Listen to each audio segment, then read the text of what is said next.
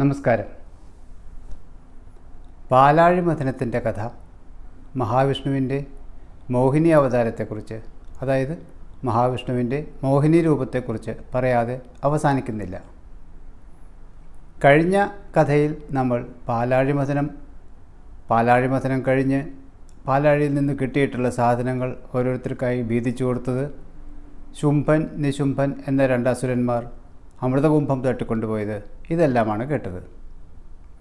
ഇന്ന് നമുക്ക് മഹാവിഷ്ണു മോഹിനി രൂപത്തിൽ അവതരിക്കാനുണ്ടായ കാരണം, ആ അവതാരത്തിൽ എന്താണ് ചെയ്തത്, ഇതെല്ലാം നമുക്കിത് കേൾക്കാം.